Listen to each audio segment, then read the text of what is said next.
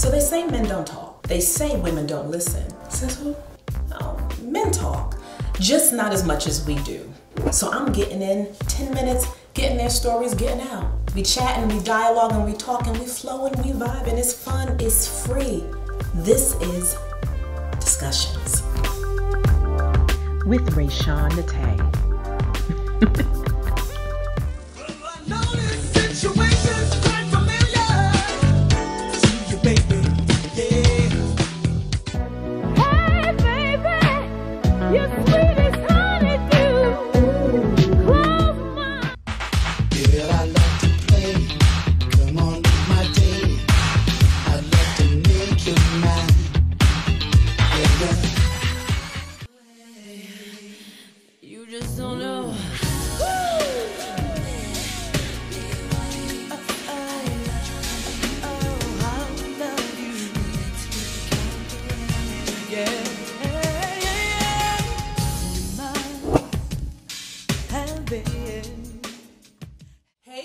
Welcome back to another episode of Discussions. I am here with the Philip Field, and you know how I do with my Apple iPhone. I'm about to start it and get the timer started now.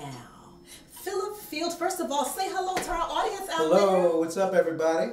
Okay, so everybody, this is my next door neighbor, Philip Field, infamous. He's a writer, composer, he does everything.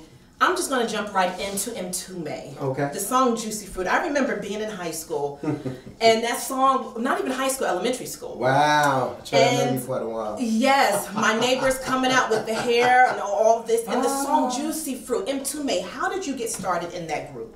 Well, Mtume, I was in many groups before that. The first song that I wrote was with a group called Aura, which was basically local East Orange people, and it was called Are You Single, and it was pretty much of a hit. And then another one called Checking You Out. But after that, Mtume heard those records and really liked the keyboard work, so he would stop by occasionally by a place I was playing. One thing led to another, and so boom, we did Juicy Fruit, and I wrote 5 songs on that record as well. You have just done everything. I mean, you've done everything. But I want to go back a little bit because you were at Carnegie Hall at what age? 10 years old. How was it? Because most 10-year-olds outside bouncing balls and kicking and playing. When did you know that you had a gift for music? Around that time. Well, actually, earlier, because I could play things by ear, and so then Really? I started pretty much anything by ear, but then I started to develop. My parents sent me to a qualified teacher in Newark, and then one thing led to another, and soon I was competing. And you remember my dad? He used to like competition a lot, yes. So I competed. So we did that. At the same time, I had a funk band at the very same time, because to me there's only 2 kinds of music, good and bad. I don't care styles, genres, and that's one of the things that I teach my students. You have to have a critical ear for music. Is it good? Is it bad? I mean, a lot of music is bad music, but to be good doesn't mean it needs to be complicated. Simple is the most difficult music to make. Simplicity is tough, but it's very rewarding. The fewer parts, then it starts to become something that's going to hang around forever and ever. And after Mtume, I went on and did work with artists like Charles Earl, the jazz organist, the Barclift, Gwen Guthrie, Roy Ayers, Freddie Jackson. You've done it all. Well, Toni Braxton. Did New York Undercover, all the music, worked with Bobby Womack, the OJs, Gerald Levert, Mary J. Blige, produced something for Nancy Wilson for the show. And then went on to co-wrote Toni Braxton's How Many Ways for her debut record, which was like 6 times platinum, so that was pretty cool. Okay, so what is that like when you, first of all, when you're playing, you're singing, but then you hear a song that you wrote come out on the radio, the first time you hear it, what is that feeling like? The first time that ever happened to me, I was on the Garden State Parkway, so I pulled over and started... that's our freeway or highway over here. And started screaming. I mean, I just was like, ooh, thank you, Lord. I mean, it's a great sensation, to hear something that you've worked on and come back to you like that. That's even more rewarding when other people start to really, you know, get into it, right. because that's what it's all about, giving back, you know. And the same thing with working. I did a movie, Native Son. He's done everything. Jason's there. Well, you know, it's you want to try to do as much as you can. Right. You know, there's writing, there's producing. I mean, keyboard playing, synth programming, drum programming. All these things need to be done in order to have a record, and somebody's got to do them. Do you do all of them, though? All of them, because at first there were people that specialize in all that. Nowadays, everybody, there's like one or two people that do the whole thing, you know, and so I was doing that all the time. So that was like the craft. You had to have more than one to hear my sound, and so over time, I kind of developed a signature sound. Okay, and so that's what I encourage people that want to really be in the business, musicians. Go for your own sound. Don't do something that's been done before. That's how it used to be back in the day. Every singer wanted to be different, didn't want to sound like somebody else. Now everyone wants to sound alike. And that's one reason you have to take a chance. You have to really step out there. Take a risk. Take a risk. And what is your sound? Well, my sound is simplicity. A lot of times I juxtapose things like church chords on top of a funk bass line all the time. That's what Juicy Fruit was. Juicy Fruit. Yeah, but that's how you do things like that. But, you know, my wife and I have been working in the community for over 30 years. Yes. And we've had South Valley Arts. I'm the director of the North Jersey Philharmonic Glee Club, which has been around since 1939. You give back, you teach. You got to do that, because that's how you're going to develop the future. I mean, I love it that folks every summer or whenever, all the time they're playing Juicy Fruit. That's great. You know, that we get paid and that's all good. Right. But can't somebody write another one like that? You know? Well, how do you feel about? Didn't Biggie Smalls sample that song? How do you feel about? I think it's great because you get paid. You know, that's a great part, and the fact that you can see that a younger generation is embracing that music. But after a while, it's a circle, but then it's a vicious circle. Can't you just grab another ring something that'll inspire me to do something else? What do you think about today's music? A lot of the rap and hip hop and. I love rap and hip hop, but if it's good, you can easily tell what's good and what's bad, and at least I can, because it's an aesthetic you develop by being in it so long and have dealt with so much music and so many different artists and things like that. You know, like what I'm really excited about is last year we released a 5-song EP entitled #DJacksonfield Project. You got to get it, y'all. iTunes, Amazon, most digital outlets. And, you know, I've been in the business since the early 80s, and I've always had my band, but this is the first time I've been on the front of the cover. Okay. All right. How does that feel? It's wonderful, and it's the first of many. Okay. I'll be releasing my own album later this year. Okay. Okay. Are you singing also? Everything. Yes. Oh, you come on. If you're singing, it's melody. I mean, I hear it. I sing the melodies before actually my hand plays the melody. Okay. But the 5 songs on the #DJacksonfield Project are 5 love songs. They're not always, not necessarily all happy ever after love songs, but it's the truth. Lovers Anthems is saying that the relationship might be rocky, but we can get through it. The Day We Met is about the end of a love affair.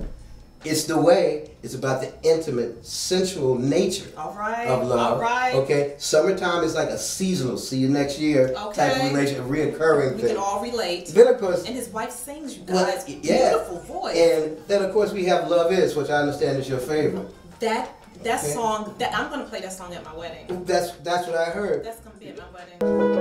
This is my song. Okay, let's sing a little bit.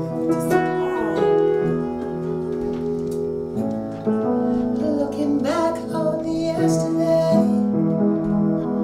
empty shadows of my life, filled with moments of loneliness.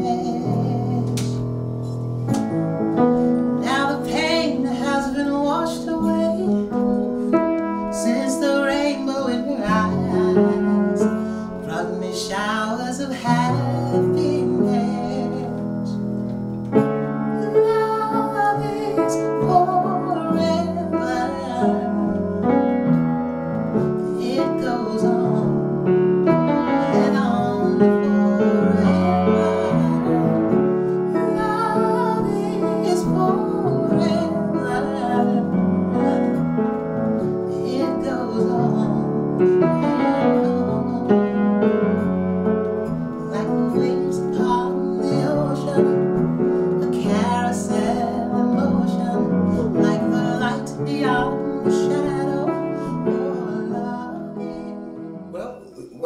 most important things is to have something that you can put your ideas down quickly. Like if you need to have a notepad or something everywhere, like in every room, and you need to have something that you can put down a melody, on your phone. And don't, if it hits you in the middle of the night, which generally it does, you wake up out from of a dead sleep, and and it's right on your mind. You're singing it, so you got to put it down right then. You got to get up and you got to put it down, and then because otherwise it might be gone. Yeah. So that's the thing. So you have to be vigilant upon that, and then when you get up after that, keep working on it, and you have to be very organized with all your little tunes and all your lyrics. You have to continue to sift through them and work it. You hear it though. You hear it. Melodies will just pop into at the strangest times, like burning.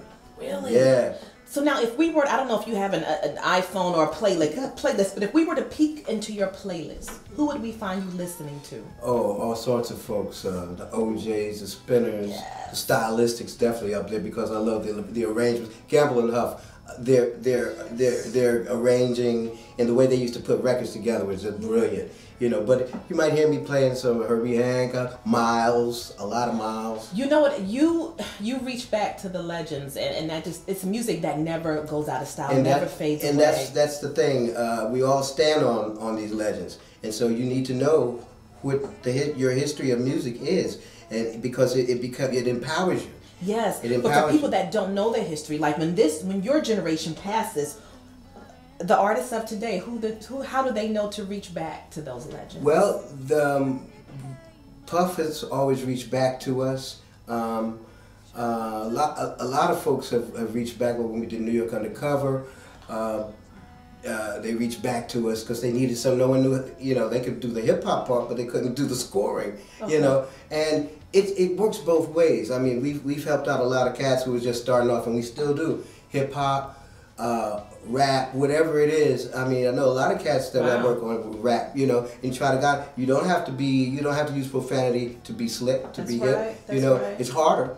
Okay. That's kind of a crutch they lean on. Okay. So like I said earlier, being simple is the tough part. Because only so much is going to fit in a person's mind. Right. So you don't want to hide behind anything. So that's the work. One last thing, from Love Jones, I believe it was a perfect verse over a tight beat. What does that mean to you? A perfect verse over a tight beat means that the beat is simple, it's tight, and then the verse flows over it perfectly. It means just what I was saying. It's simple, but it's tight. It's not any just throwaways. Okay. There's no throwaway parts. Everything is tight, and you can listen to it over and over forever. Like the music that we grew up on. That's what I'm talking about. Exactly. Now, can you listen to a person's voice and tell whether they can sing or not? Or can you take someone that can't sing? Everybody can sing. Really? Everybody can sing. It's about everybody everybody can sing. Everybody can sing. And do you guys teach? You give voice lessons, right? So where can people find you if they want lessons? We're on the web at www.southvalleysound.com. We have a Facebook page, Jackson Field Music. Awesome. Yeah, so and if you could work with any one artist, who would you work with? And if you could perform any one place, where would you perform? That's a tough one, especially the second one, because I performed at just about everywhere. Right, yeah. And the first one is tough. I mean, I had to bring some people back, from the ever after. Just one person. James Brown. Okay, that's good Mr. stuff. Brown, yeah. That's Mr. Brown. That's real music. Wow. Okay. All right. That's good stuff. You guys, thank you so much. It's been such a pleasure. Appreciate this. All right, y'all have to stay tuned. You gotta get Love Is. It's the wedding song. This is the wedding song. So we can look forward to your album coming out. Absolutely. Over the end of the summer. All right, that's awesome. The Philip Field, the Deep Field, you guys, genius. Let's say goodbye to everybody. Bye, See you guys. Bye-bye. Bye. Discussions, an R&B Media Group production.